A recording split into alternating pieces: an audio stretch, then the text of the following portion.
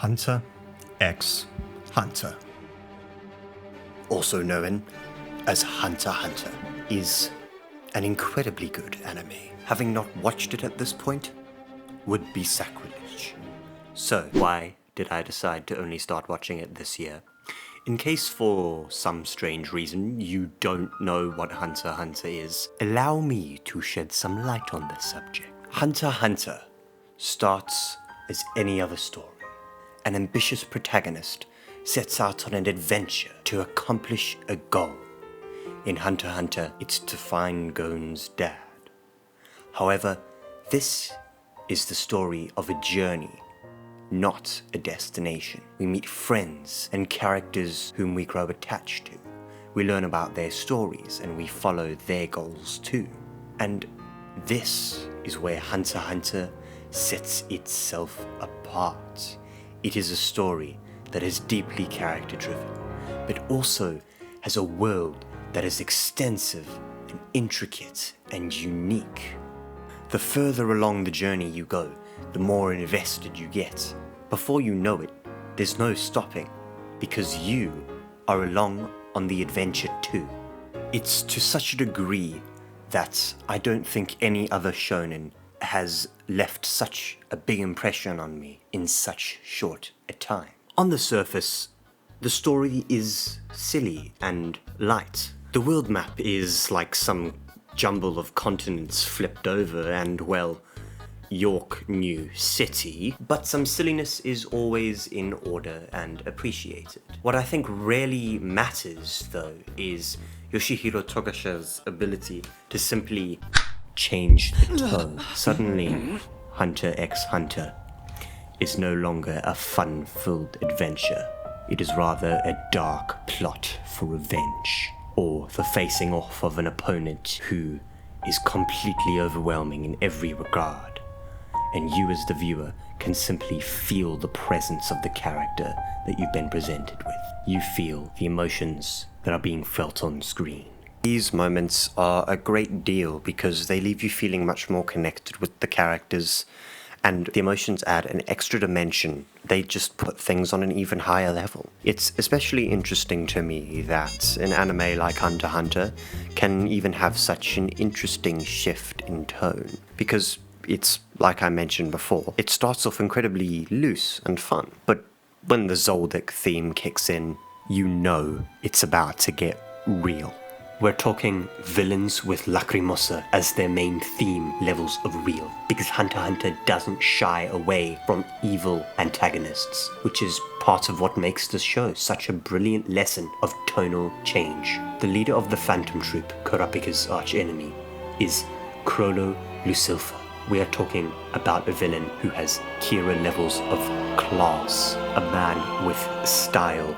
He knows exactly what he wants and how he wants to be seen, because whenever he's on screen, it feels icy cold, and you know you should fear the overwhelming presence that he has. If I were to sum it up, I would say that he's the ultimate example of show, don't tell. We know that he is scary, simply from his on-screen interactions. The results of having such a well-defined villain is seen in our main characters. Negative emotions and their flaws are drawn out so that we can see that our favorite characters have glaring imperfections, like stubbornness or blinding rage. It gives us something to latch onto that isn't simply idealism. Well, if this video was supposed to have any continuity, it's not going to have any continuity anymore because I've kind of ruined it.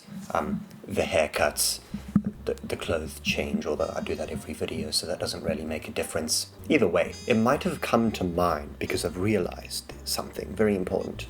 It's often stated that you must show and not tell. Showing would be the fish scene. This is an indoor fish. A nenfish that can only live in enclosed spaces. A carnivore that prefers human flesh. You don't bleed or feel pain as you're eaten.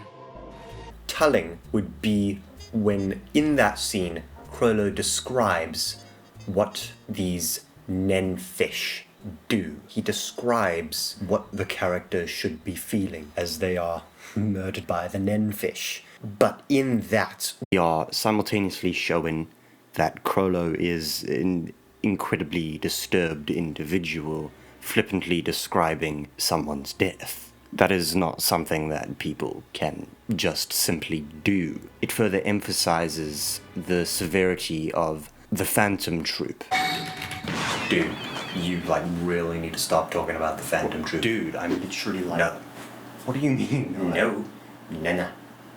It's fine. Jeez. No more talking about the Phantom Troop. I think what ends up allowing Hunter x Hunter to be so diverse is the way that the characters interact. Throughout the series, there isn't a clear set defined cast. Generally, we just float from one group of characters to another group of characters. Sometimes it's even a group that you might not expect. Other times it's exactly what you would expect. I like this idea that there doesn't have to be a set defined main character, because in Hunter x Hunter, Gon is technically the main character and the main goal of the series is for him to find his dad, but we don't always follow his goal. First, the goal was to become a hunter. Then, once that was achieved, it completely changed, and now we were just looking at Killua's life. Then we got to look at Kurapika's life, and then we go on an adventure with Gon and Killua together. It's such an interesting methodology to me, and it definitely is the reason that the show has such a masterful command over tone. When you look at the show superficially, you don't expect any of the things that you get, but those are all the things that make it great. It's cool that there are these dark characters and free spirits, but at the end of the day, Hunter x Hunter is an adventure, and that is the charm of it. So why don't you embark on an adventure by watching some of my videos and liking and subscribing?